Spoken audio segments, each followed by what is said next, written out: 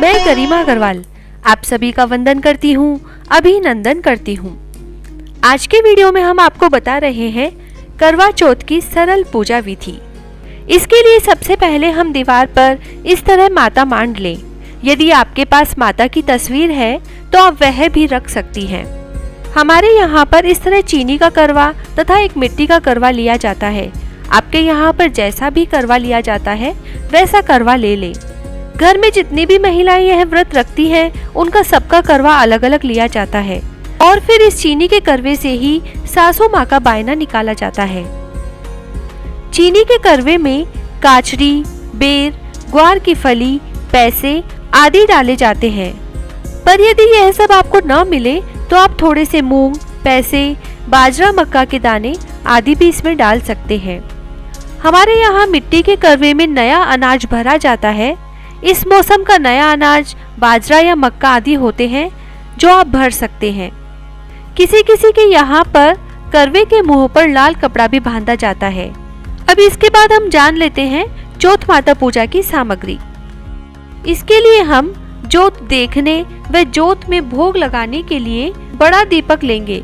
यदि आप कंडे पर जोत देखना चाहते हैं तो आप चौथ माता की जोत कैसे देखें, यह वीडियो आपको हमारे चैनल पर मिल जाएगा, उसमें जाकर देख सकते हैं। और हम लेंगे कपूर, धूप, जौ या गेहूं, गाय का घी, माता के लिए प्रसाद।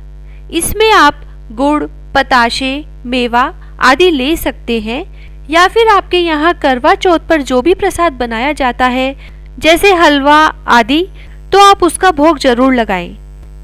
और हम लेंगे दीपक, धूप, मोली, मेहंदी, काजल, रोली, चावल, पानी का लोटा, सुहाग सामग्री आदि सभी पूजा सामग्री आप ले लें।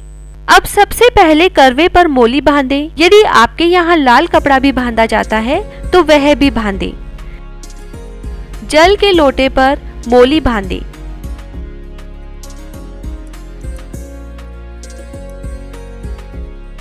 अब इस तरह जौ या गेहूं रखकर गणेश जी को विराजमान करें। और यदि आपके पास चौथ माता की पातड़ी है तो वह जरूर विराजमान करें। गणेश जी को तिलक करें, चौथ माता को तिलक करें। रोली की 13 बिंदी लगाएं। जल के लोटे व करवे पर स्वास्तिक बनाएं और ऊपर की तरफ 13-13 बिंदी लगाएं।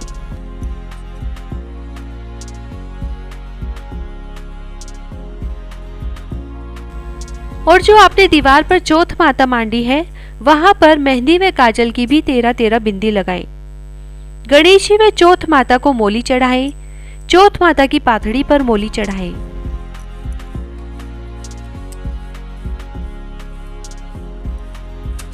और अपनी श्रद्धा अनुसार दक्षिणा चढ़ाएं। आप यह पूजा के गेहूं, दक्षिणा, सुहाग सामग्री आदि पूजा का सामान अगले दिन किसी ब्राह्मणी को दे सकते हैं या फिर मंदिर में चढ़ा दें। सुहाग सामग्री आप खुद भी माता के प्रसाद के स्वरूप काम में ले सकते हैं।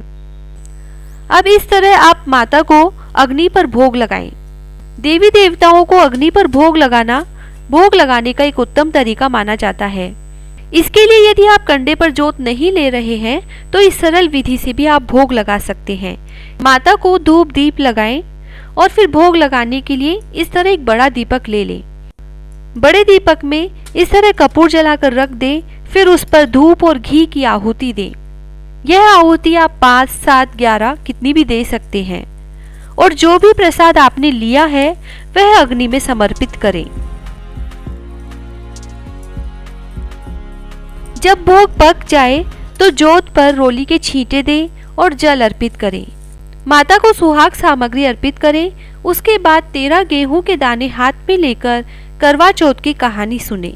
यदि आप दिन में कहानी सुनकर सूर्य को अर्घ्य देते हैं तो इन 13 आँखों को अपनी चुंदड़ी के पल्ले से बांध लें या किसी कटोरी में अलग से रख लें और फिर दोबारा से आंखें लेकर गणेश जी की कहानी सुने और इन आँखों से सूर्य को अर्घ्य दें। और जो करवा चौथ की कहानी सुनते समय आपने जो आंखें लिए थे उनसे चंद्रमा को अर्घ्य दें। लेकिन यदि आप रात में कहानी सुन रहे हैं तो इन्हीं आँखों से गणेश जी की भी कहानी सुनकर अर्घ्य दे सकते हैं, क्योंकि जब भी आप पूजा करेंगे तो आपको तुरंत ही अर्घ्य देना होता है। यदि दिन में कहानी सुने तो उठते ही सूर्य को अर्घ्य दिया जाता है, या फिर आप चंद्रमा निकलने के समय या निकलने के बाद में कहानी सुनकर तुरंत चंद्रमा को अर्घ्य दें।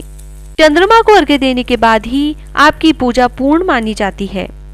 करवा चौथ के चांद को अर्घ्य देते समय कौन सा दोहा बोला जाता है, उसका वीडियो भी आपको हमारे चैनल पर मिल जाएगा।